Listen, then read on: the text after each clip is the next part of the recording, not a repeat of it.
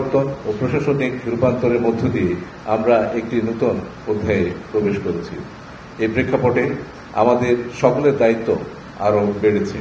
বিশ্বমঞ্চে দেশের ভাবমূর্তি রক্ষা করা এবং প্রতিটি কূটনৈতিক পদক্ষেপে পেশাদারিত্ব ও নিরপেক্ষতা বজায় রাখা এখন আরও গুরুত্বপূর্ণ হয়ে উঠেছে। আমি এই সুযোগে আমাদের দেশে এবং দূতাবাসে কর্মরত কূটনীতিকদের অক্লান্ত পরিশ্রম ও নিষ্ঠার জন্য তাদেরকে আন্তরিক কৃতজ্ঞতা জানাই। আপনাদের অবদান অনেক সময় দৃশ্যমান নয়, কিন্তু জাতির স্বার্থ রক্ষা এবং বাংলাদেশের ভাবমূর্তি গড়ে তোলার ক্ষেত্রে আপনাদের ভূমিকা অপরিসীম। আমাদের তরুণ কূটনীতিক ও ফরেন সার্ভিস একাডেমির তরুণ প্রশিক্ষণার্থীদের উদ্দেশ্যে বলছি, আপনারাই আগামী দিনের কূটনৈতিক নেতৃত্ব। নিজেকে প্রস্তুত করুন জ্ঞান, সততা এবং সহানুভূতির সমন্বয়ে।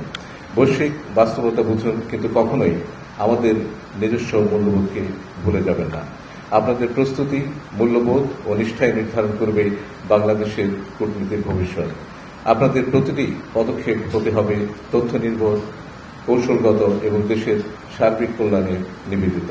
প্রত্যেকের উচিত নিজের সক্ষমতা বৃদ্ধি করা এবং সফট পাওয়ার ডিপ্লোমেসি কেন্দ্রিক দক্ষতা বিকাশে মনোনিবেশ করা। সমঝোতা, সহমর্মিতা ও সংস্কৃতি শক্তিকে ব্যবহার করে আমরা বিশ্বমঞ্চে আরও কার্যকর ভূমিকা রাখতে পারি।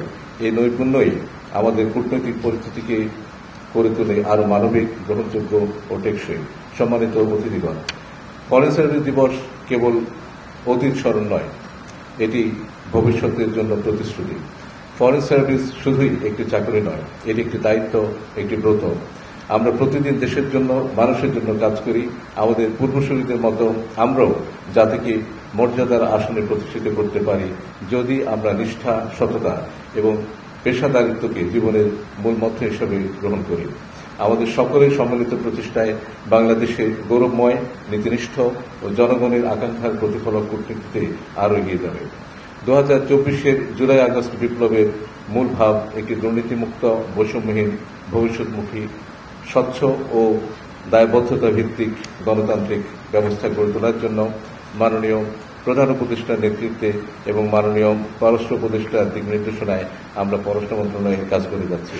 সুপ্রিয় সহকর্মীদের প্রতি অনুরোধ, এই অনন্য সাধারণ সময় আন্তরিকতা, সততা, দায়িত্বশীলতা এবং পরিমিতিবোধের মধ্য দিয়ে দেশ গড়ার এই মহান কাজে নিজ নিজ জায়গা থেকে দায়িত্ব পালন করুন।